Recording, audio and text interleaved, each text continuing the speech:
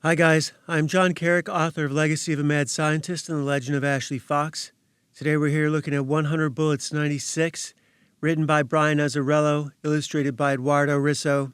Looking for any hints, tips, and tricks that we can get into better storytelling for comic books, novels, video games, the good stuff in life. So this was December of 2008. And that is Lono on the cover by Dave Johnson, after getting his teeth kicked out by Dizzy Isabella Cordova, the newest member of the Minutemen of the 100 Bullets. So Lono is calling someone, and Benito, he's calling Benito Medici. He answers. Hello, Lono. What's up, Benny? Seems a wild hair in every ass. Why, thank you. Thank you very much. You like that, don't you? Causing trouble. Like? Nah, can't seem to not, though. Why do you think that is? Don't ask me to try and figure you out. Where you been? On the road. Going on 4 days and just as many cars. So Lono is having himself a good old adventure, driving cross country from Seattle to Miami.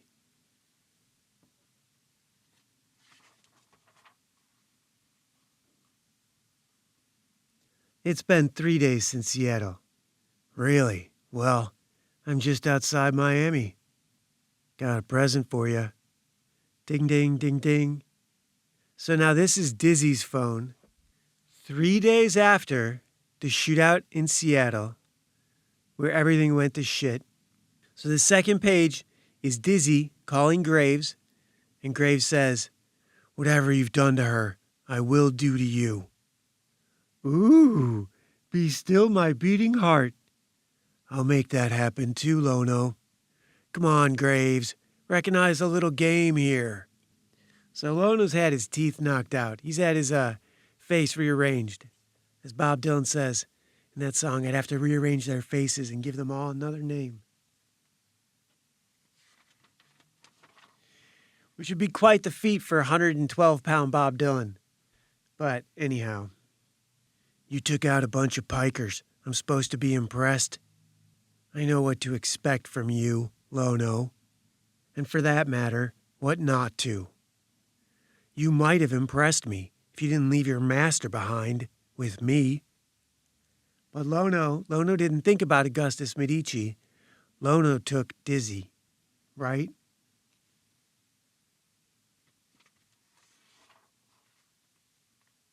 Dizzy jumps up and blam, right to the side of the head. Was that probably the barrel of the gun? Maybe. Graves, I had no idea you were on the premises till the shit was on its way to the fan. By then, I didn't give a rat's ass. So Augustus, he dead? Not yet, he isn't. Dizzy, you're looking to trade? Shove it up your pie hole. So yeah, there's Dizzy in the back seat of the car. And, Lono is a beast. Lono is a monster. Bulletproof glass. The first car he took was business car, you could say. The Dew Tour. Woohoo! As for Augustus, do it, Graves. I dare ya. Consider it done, Lono, if for no other reason than to put you out of work. Fat chance of that, dickweed. Really? The heads of the remaining houses may be scared of you, but they're not stupid. Augustus is your only advocate in the trust. True, but he's not the only Medici. Ba-ding, ba-ding. Hey, I got another call I gotta take. Loop, where the fuck you? No, fuck you. So who is that on the no? What does that mean? No, fuck you. I know what it means. I'm about to show you guys. This is good. Lono's just not having the best fucking day. Tell you what. I do love the knot at the end of the rope when all the braided, twisted strands come together and the shit hits the fan. There's that sharp snap at the end of the rope. I don't want to feel no sharp snap at the end of the rope. Psycho. Shit. Yup. You kill him, I'm alive. Do the math. God damn. Jack, 1 minus 3 equals 3? No, dumbass. It equals you're next. So Lono's confused. Cole didn't kill Loop and Jack. He recruited them. So that's why it's minus 3. It's not 1 minus 2 minus 1 or whatever the fuck it would be, right? Because there was 4 of them. Cole came over to Lono's side, and Lono tried to have him killed as soon as he sat down at the table. How's that for trust?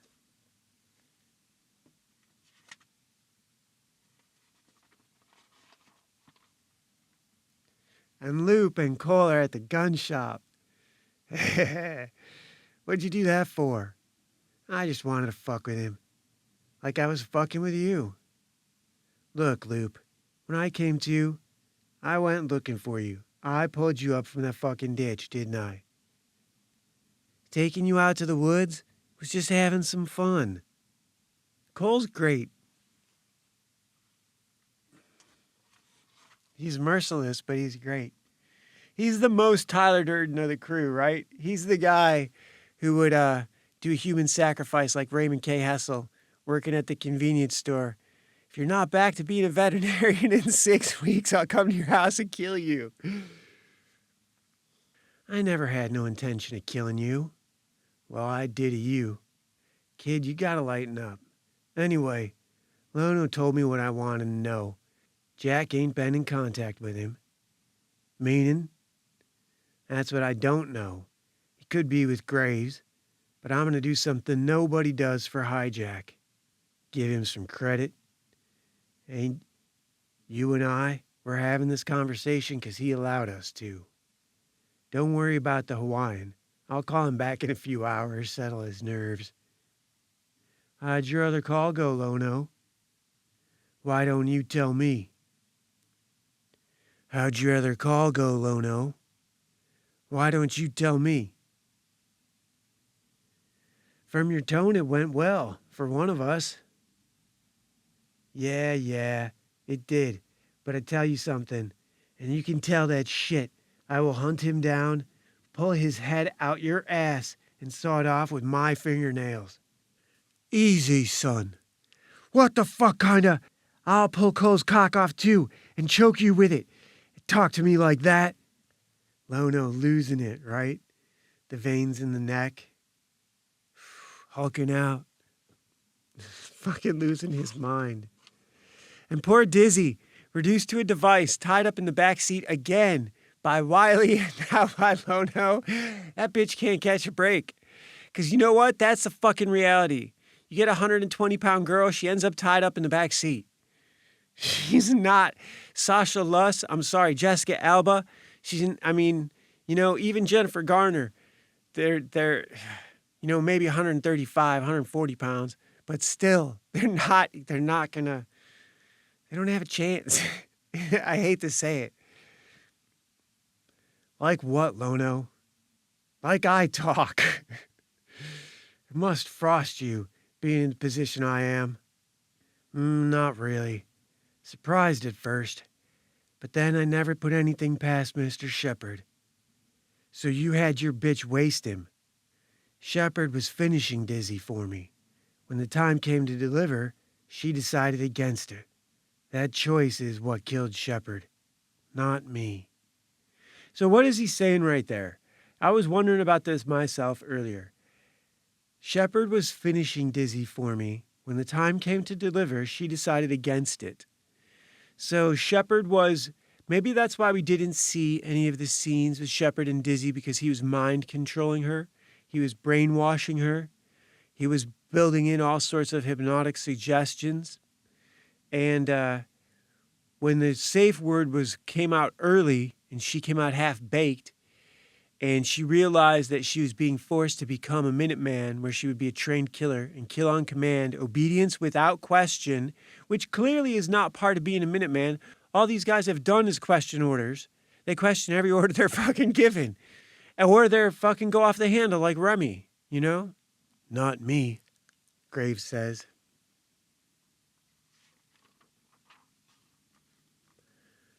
What's it like having a bull's asshole for a mouth?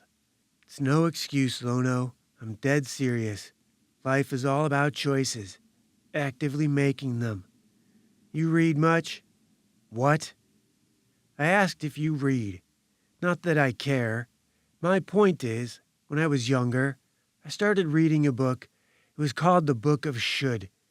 As in each chapter, you should go to college, you should get a job, you should fall in love, buy a house, get married, have children. I got bored with it because I knew how it was going to end. Get Graves up here in some high rise. Out with the seagulls. Is he in Miami or still in Seattle? Probably still in Seattle. Fucking lazy fuck didn't leave. I left that book on a train a long time ago, Lono. Dizzy reacted to a word. Croatoa. Yes, it was a failsafe. If she heard it from me, Shepard would still be alive. That she didn't was not my choice. You're the worst kind of liar, Graves. The kind that lies to himself. You ain't what you think you are. Who is, Lono? Are you? I'm very comfortable in my skin. Really? What if I told you I had a fail-safe word for you? One that could calm you down a bit. No, say a lot. One that would take the edge off. That edge you live off of. One that would make you think twice. Turn those brass balls of yours into sour grapes. If you did, you'd use it. What if I just did? What? What are you saying? Give me the girl back. There's a Atlantic sign, so maybe they're back in Atlantic City, which makes sense. Those look like the dunes, don't they? If you crush the whole East Coast in one little place. I don't know Atlantic City, but that might be the skyline. I could not tell you. So what was Lono's safe word? Sour grapes? Maybe? He hangs up. Fuck. Fuck, fuck, fuck. Motherfucker. So now, I would say, if Lono's freaking out like that, the edge has not been taken off.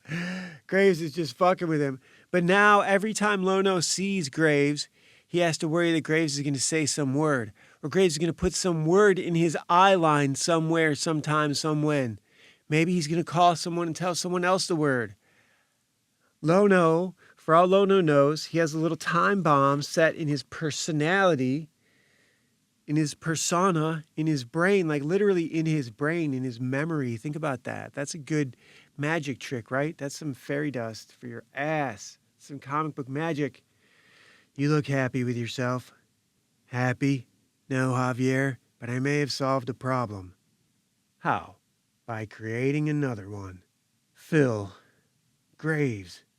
So here's Graves leaning forward to say something that's going to be an L cut. I fucking know it. It's just my opinion.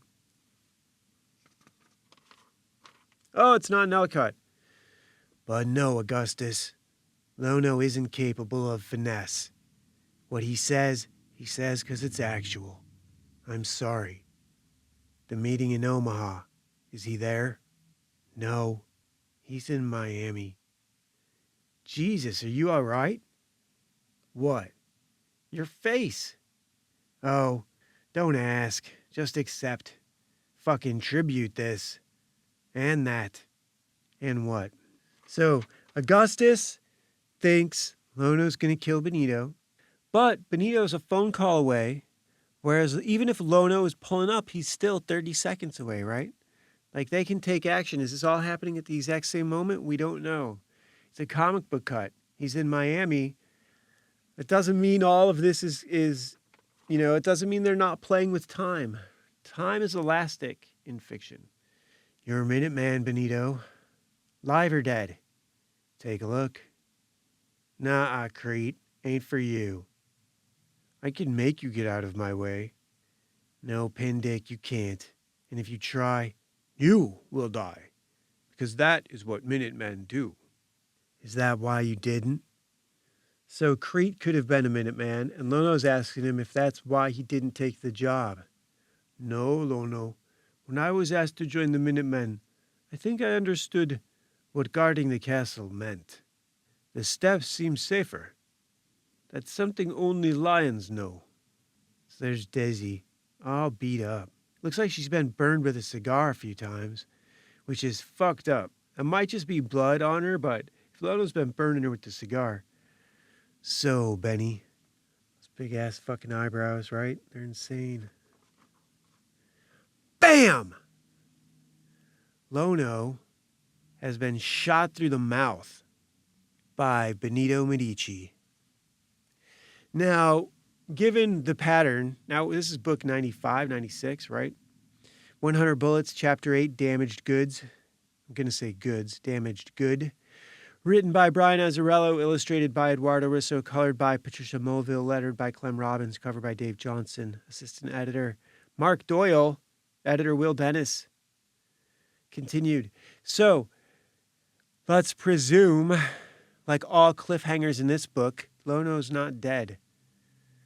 If Lono couldn't get killed by a dozen cops just opening fire from across the street, then Benny's not going to do it. Even with a 45, that looks like a 45. That's not just a 9mm. You could put your whole pinky fucking finger in that barrel. That's not a 9.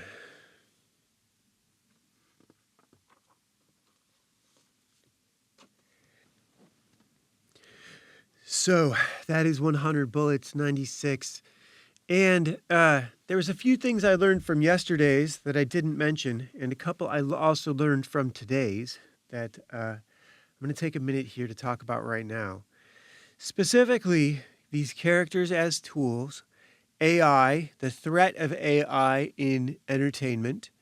AI is going to be great for fast stuff, for comedians. It's fucking yes. Yes, lean into it. The Bigfoot thing, there's a new meme going around, these new AI shorts where Bigfoot is out doing it with a selfie stick. It's hilarious. It's hilarious. And that's a guy who's not going to take the time to master illustration to do this one joke. This is going to be great for comedy. It's going to be great for advertising. It's going to be great for the battlefield because you're going to be able to swarm drones. But all the artists who are feeling threatened by AI don't. You can or cannot use it to do your stuff. Do your stuff by hand. It's going to get even more respect. In the project that I'm working on right now, I'm working on a few different projects at the same time because that is the curse of my life. And the racing game, which a racing comic book is not the same thing as a game that you can play. It's not the same visceral experience, right? And mastering illustration to create a video game does not sound like a wise use of my time, but I love to draw and I love to write. I love to write fiction. I've got 2 novels, right? There's a third one in the works, and I'm working on all sorts of little side stories and stuff because that is just the curse of my brain. That's what it is like being in my skin. And I am very comfortable here, although this injury has fucked me about a bit. I have to go in for my 3rd surgery 2 weeks from yesterday. So you guys are getting this on Thursday, yesterday being Wednesday, the 11th. And I'm not excited about it, but hopefully this is, the last one. I can't imagine what there will be left to fix after this. And AI, though, don't be threatened by AI. Use AI for commercials, but also use as much artistry as you can. Do you know what I mean? If you use AI to animate your drawing, okay. Those are animators you didn't hire. If you use AI to do the voiceover for your animated drawing, okay, that's a voiceover artist you didn't hire. If you're successful, get to a place where you can hire them. Get to a place where you can hire real people. You'll get a better performance. You will get a better performance every time. And it'll cost more, but I think in the long run, it will pay off more. The goal of this is to build a community of people. A studio, the idea of a studio to me is a community of people working on projects together. And I'm looking at Comicsgate as a sort of modern fractured studio. Fractured by distance, fractured by opportunity, but in a good way. And I think that's the future. I think loose is sort of, what is I think it's a Paul Simon song, Loose Affiliations of Billionaires and something, something. I don't know. But loose affiliations, right? Groups of people working together toward a common goal. And what I want to give to Comicsgate with this video game, what I'm really happy about, and the point I'm trying to make, why working it out by hand is so much better than just taking the easy way. I have a few sort of unique things about my game. I'm going to have stacked traffic. And the way I did it, I wanted to have a flying racing game, but I realized that the flying part of it made for not good gameplay. And what would really work better would be to have tracks that you could dive and jump. So you could do Frogger left and right and up and down. And I'm going to be getting that tonight, tomorrow, working. And then I have to spend a bit more money for the AI, for the other racers, and for the NPCs, and for, building the game out. But that's okay. That's great. That's a community. That's a community that I can take advantage of in sort of the Unreal Marketplace. There's this crew. I think their name is Kamistad or Flux. There's a couple of them. But it's going to work out really well. They have everything I need. And I'm getting closer every day to having it done. And having a racing game will be awesome. A game that you can play online or download. And we can swap the graphics, the ads out. I'm looking forward to that because I want to advertise the kind of stuff I want to advertise. I want to be careful with it, the same way I'm going to be with the soundtrack. Well, we'll see how far I get. Anyhow, all right, I'll be back tomorrow. See you guys. Bye.